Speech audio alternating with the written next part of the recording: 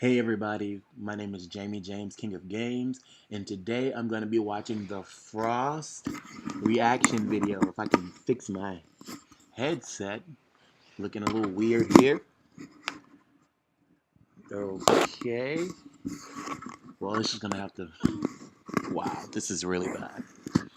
Anyway, uh,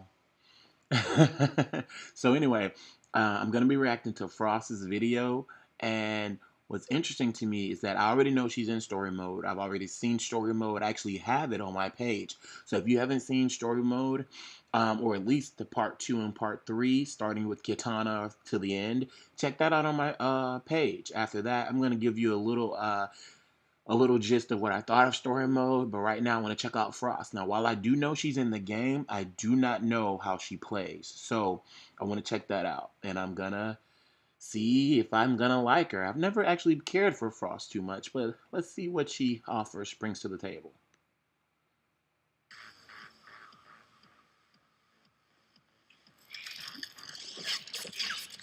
I like the music they pick for trailers. I was your heir apparent. If only you'd been more patient, Frost. Like I'm patiently waiting to kill you. Ooh, wow.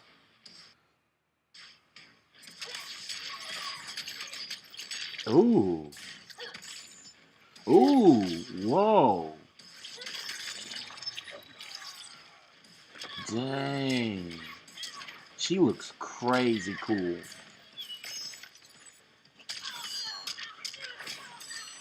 You don't really see all those moves like that in the story mode unless you're like waiting for her to move, because her fight with Sub-Zero in story mode is pretty simple.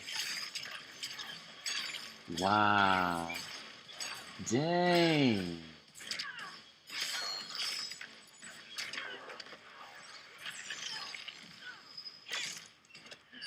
Oh wow, is that a new move from Sub-Zero? He can freeze your leg?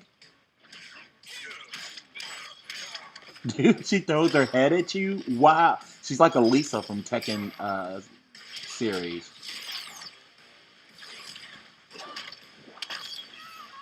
Do they really are creative whenever they make a robot or a cyber soldier? They're so unique with mixing robots with ice and different things. That is crazy unique. Whoa! Ice beams? Dude! Ooh. Dang! Oh! Dang! Dude, that's a crazy fatal blow. That's like one of the most gruesome fatal blows there.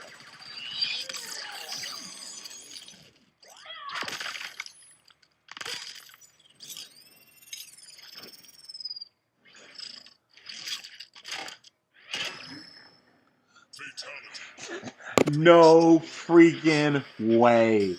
She just cyberized Sub-Zero. That's insane. That's insane.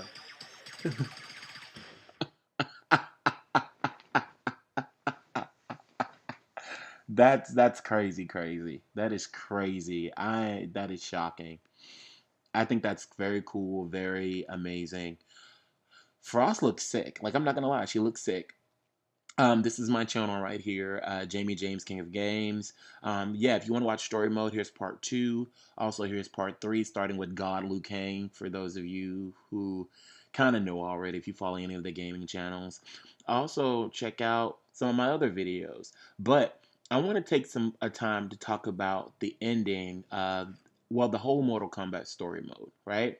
So this is going to be like a Frost reaction and overall story mode reaction. So, as I ended, I wanted to say that I think that Ed Boon, NetherRealm Studios, did a magnificent job on story mode. I think it was incredible. I have some pros, I have some cons, but overall, it was great. I thought it was way better than MK9 because I think that's what everybody's comparing it to is MK9, making sure that because MK9 was the best Mortal Kombat game. Like it rebooted the series, it had the best story mode. It just really got back to the Mortal Kombat roots, and I think this one was great. I think it was great for quite a few reasons. I love the fact that it starts off in chapter one. after like literally almost every YouTuber, including myself, shed a tear when Sonya died. So right there, you managed to give us emotion. We felt some type of way for these characters. A lot of us grew up with them. I mean, I was born in '89, and yet the game came out in what 1993, somewhere around that time. So we grew up with these characters. So seeing one of the legendary characters die and it be drawn out, and seeing her child react to it, when Liu Kang and all of them died, it was very sudden. It was very quick. There wasn't really any afterthought. But with Sonya, she had a daughter, and her daughter was crying for her, and you really got to see that pain, even though we only known Cassie for one game. So even seeing that was emotional. You really felt Cassie's pain. The voice acting was on point. Even Ronda Rousey, who everybody kind of disliked, I can't say that she was my favorite as well. For Mortal Kombat, she did a great job with that scene. Like now, the rest of the game, I can't, you know what I mean. But for that specific scene, she really delivered. Um, I'm also happy about just the characters who were here.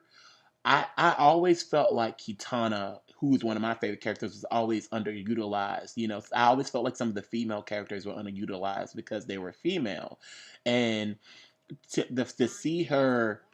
I have to just go to it. I have to go to it. Like let me see if I can just fast forward. Like Kitana was a boss in this game. She was a freaking boss, and I want to see if I can find it. Wait, okay. So right there, look at Kitana, baby. Look at Kitana. Kitana walking up like a boss. Like she's You know what? Let me. I gotta go. Let me full screen this because this is my chick. Like this girl was about that life in this game. Where's this boldness been hiding? See, that's what I'm talking about. Even Shao Kahn, like, where is bold? This Kitana, where you been? Where you been? Suffered too long. Where you been? Wait.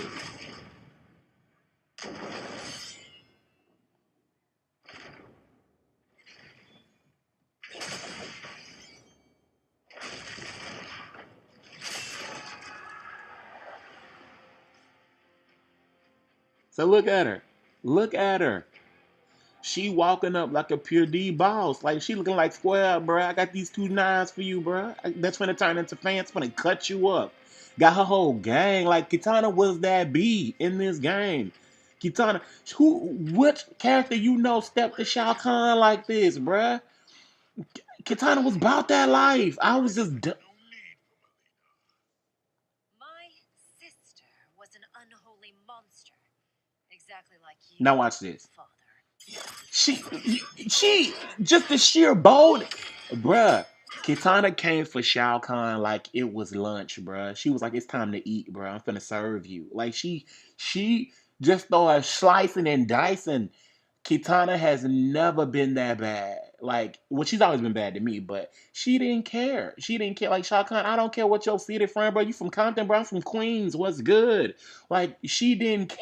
She didn't care. Like, and I love the fact that out of all the people, they made her beat Shao Kahn because it could have been very easy for Liu Kang to beat Shao Kahn because Liu Kang beats everybody. He's the Earth Realm's champion. But to show somebody else could be just as strong and be just as powerful as Kitana. And I think a lot of people forget because one of my biggest issues is that people always wanted to make it seem like, oh, how could Cassie Cage beat Liu Kang? Okay, just because Liu Kang is Asian and just because he's a Shaolin monk doesn't mean he's like super strong. Okay, the game made him strong, so why didn't people believe it when it was Cassie because she's blonde and female? That doesn't mean anything because honestly, I feel like all the people who should be stronger than Liu Kang, are seen to be weaker. But in this game, I felt like Kitana. I always felt like Kitana should have been one of the stronger characters. Kitana's over 10,000 years old. She's a trained assassin, and she's not just a trained assassin. Her and Melina were Shao Kahn's best personal assassins. So out of all the people who followed him, he trusted these two females, right? Not to mention, she's over 10,000 years old. And I get Liu Kang as a Shaolin monk and knows all this good fighting styles and stuff, but you've been training 10,000 years versus somebody who's been training 20 some years, probably. We don't even know when he started training. So to me, you that there's no contest. Kitana should be one of the strongest people in the game. Not to mention her mother is Sindel, who was a queen, and Ed Boon had already admitted way back when that she was one of the strongest females in the game, period. So I love how the game is really taking advantage of these characters and their strengths. Kitana is strong, but she's very regal. I love the fact that in her intro she's sitting on a throne. I love the way she talks like a princess. She is just so elegant, and I like the way that they do things with Jade. I like how Jade has always been seen as the assassin, even though they're all assassins. She's been seen as like the secretive agent, and so she felt no qualms about infiltrating, the Tarkatan camp. And Ed Boon says she's always been the stealthy character, getting stuff done when you look at her bio card. So for them to show Jade sneaking around and doing all this cool stuff, I thought that was pretty cool. I thought that was homage to who Jade is. Jade is the spy. She is the assassin. She is the character that sneaks around, does missions, very covert, get things done. I thought that was pretty cool. I think Mortal Kombat 11 has done an amazing job in their characters. The end of the game was a huge plot twist. I did not expect what happened to happen, but with that being said, with the good may come some of the bad. So here are some of my flaws with the game. Okay, so we're talking about Earthrealm, and this time thing going back and forth. Now, if all these people were brought back in time who Chronica felt didn't like the current era era of what was going on, I was confused. Why was Melina not brought back? Why was, other characters not brought back that may not have liked the way story mode has went in the past? I was confused. Um, the Revenant Striker, where was he? He was an Earthrealm warrior. Why wasn't he chosen to come back? Not saying that these characters are necessarily liked, even though Melina is loved.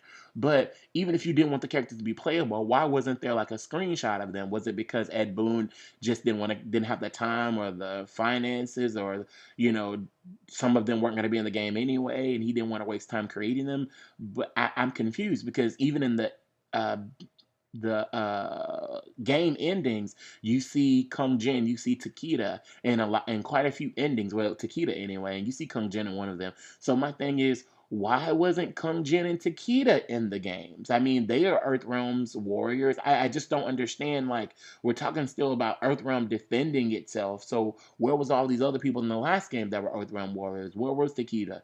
Now we did know somebody did leak that Kenchi was found dead in the crypt. So that was kind of a shock to me. But Takeda and Kung Jin seem to still be alive in other people's endings. So even in one of the endings that involved Jackie, Takeda was right beside her, so they were still alive. So why weren't they defending Earthrealm? What was going on? Why weren't they fighting for Earthrealm or Outworld? Wait a minute, is Takeda from? Yeah, Takeda was from Earthrealm because I keep forgetting. The Shirai Yu was from Earthrealm, and Kung Jin was the Shaolin, so he was from Earthrealm as well. So I don't get why some of the characters aren't in the game, because it just didn't make sense to me story wise. Like, I don't understand if it's all about time and messing up the timeline, then why wasn't Melina brought back before Devora killed her? Because she wouldn't have been happy with the way the timeline went, obviously because she was killed. And there was supposed to be more Melina clones, so even if Melina did die, that was more than one Melina created. So there was really no excuse for her not to be in the game. Um, Also, I heard Sindel was downloadable content, so I'm not going to worry about her. I heard in that first combat pack she was there, and also Fujin. Fujin is supposed to be Fujin is the most slept on character. I have never seen a character that's so important that is so slept on like he is, dude. Fujin is one of my favorite characters. His design is cool, and yet he's nowhere to be found. He's nowhere. And for all these other places, that all these other realms, all you hear about is Netherrealm, Earthrealm, and Outworld. But what about only in the collector's ending do you hear about Chaos Realm and Order Realm? Which, by the way, where is Hotaru? Where is Havoc? Like, where are all these other characters, and where do they fit? It's an afterthought. So my thing is, what happened to all these other realms? Why aren't they being talked about? Why, I get Outworld may be the biggest one. Most of the characters reside in Outworld, the Nether Realm, or Earth Realm. So I'm just confused about this. And if Cetrion did manage time and do certain things to change time, then where was Shinnok? Like, why wasn't she even talking to him? I don't understand. It's like a lot of things. The story was amazing, but there was a lot of things that just, in my opinion, were missing. If you can bring all these older characters back, including characters that have died, then where were all of them? Where were the other Earthrealm warriors? Like right now, I think Striker is the only Revenant that has not been brought back, and technically, according to everything, is still a Revenant. Where was he? I mean, Cabal is back, Jade is back, Kitana and Liu Kang were back. Sindel is, from my understanding, downloadable content. Scorpion is back. Jax is back. So, and Sub Zero never got cyberized, so he's not a cyber revenant, which I don't understand how. Now that I think about it, in Mortal Kombat 9, how can a robot be undead? I never thought, never thought about that. But that's kind of wow. He was a dead robot. Anyway, so yeah, that was interesting to me. But anyway, I think I just had some questions about it. But and I'm also confused at how the story ended. So if the story ends, Chronica erased time. So does that mean that all the people who were in the story died or don't exist? Because either way that the story ends, let me see if I can go back to it. Either way that the story ends, Liu Kang has to create time again. Even when Chronicle wins, she's gonna do it by herself. And she says the new era has begun, right? So here it is, Liu Kang fighting Chronica,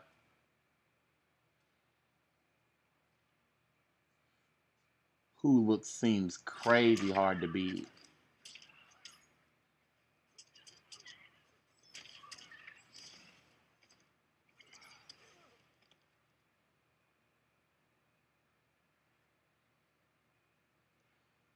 Okay, so she's getting ready to do some major damage.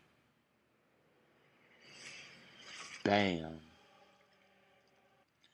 And also, if he's immortal, then how can getting his head cut off? Okay, I get it. That's supposed to be like a hint at what happened to Shinnok. He can't die, but you can still have your head cut off permanently and still be worthless. So, okay, I get that. I'm not gonna. Yeah. But anyway, when she kills Liu Kang, she says, "Let the new era begin." So, yeah, I'm skipping. But even when he wins, it's still like he has to create the world again. So what does that mean for all the combatants? Do they all just don't exist, or is he going to put them back? Like how does that work? Like that's even though I think a lot of people feel like this story has left on on a good ending because Liu Kang is God Liu Kang and he can end the world with live the world life he want with Kitana. But this is actually a huge cliffhanger because Liu Kang has to recreate the timeline. He has to recreate stuff, and there's gonna be issues. Like and even in his ending, which would have to be canon because he's the one who defeated it, he said that he wanted a timeline where he and Katana could be together and them not be God. So it seems to me that whatever he's going to do, there's going to be repercussions of it. There's always going to be evil. And I really think that Onaga is going to be the next boss. I think Onaga is going to be, the enemy that comes back and, causes damage and, F stuff up. But I don't know. But anyway, long story short, because this video is going much longer than I intended, I think that Mortal Kombat 11 story mode was amazing. I think it could have been better? Mm, mm, I don't think it could have been that much better unless you added like 15 more chapters or it had like 7 more cameos maybe. But I thought it was great for a game. I'm not gonna nitpick. I do think there were certain things that kind of left me kind of wondering. I hate the fact that they always give Kitana one of the other beloved characters' moves because I feel like Kitana is a character that has so many different things you can do with her. So to give her another character's moves is just to me such a cop out. So I don't really like that. But at the end of the day, I'm excited about the game being released tomorrow. I'm kind of pissed that I wasn't the people who got it early. However, I was able to get story mode and certain things ahead of time. So I'm excited about that. I think Mortal Kombat 11 is an amazing game. I watched story mode like 3 times just because I think it's that interesting. I love the new characters. I think that they did a great job in really fleshing out these characters and who they're meant to be. You know, they're all so diverse and they're so in depth. They managed to make every character balance and nuance and their motivations. You could truly understand why every character felt the way that they felt. You know, Baraka went from being just this bloodthirsty monster to a creature who, yeah, was bloodthirsty, but he had honor. He wanted to be respected. He wanted to have his followers, you know, be treated correctly. You know what I mean? Him saying him and his relationship with Kitana, he really became a fleshed out character. Him and his interaction with Jade, he showed that they showed he wasn't just some monster. He had an honor code.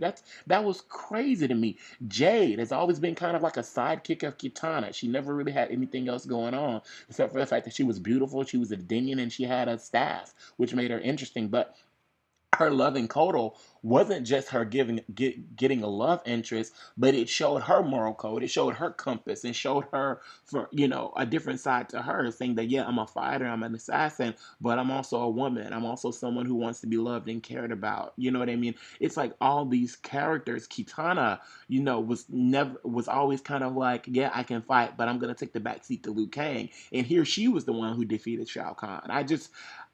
It's crazy to me how amazing and fleshed out these characters were in just a few minutes of time, which is their chapter. Not to mention the fact that you can play with Liu Kang or Kung Lao in area, Sub Zero or Scorpion, Jackie or Jax, and then you still can play with Scorpion in his own chapter and still play with Liu Kang in his own chapter. So it's like you get to play with more characters as they go through things together, which is pretty cool. And so you don't know what character is going to say what and how they're going to handle each fight. So it's just they've made certain tweaks, but those tweaks are so special. And so I think the game is amazing. I think it's great. And I hope that everyone enjoys story mode. Have fun playing it. I know the video is going to go up. I'm still a new YouTuber, so not too many people may see this video, but I hope that everyone who does can share my passion for Mortal Kombat 11 as well. Ed Boon, you guys did a killer job, and I am super, super impressed. Well, with that being said, I'm gonna wait a few more a few more hours, and I'm gonna stay up all night so I can play Mortal Kombat 11 online and talk mad smack to the people I play with. So I'm Jamie James, King of Games, and you have a good day. And remember, keep on gaming. Peace.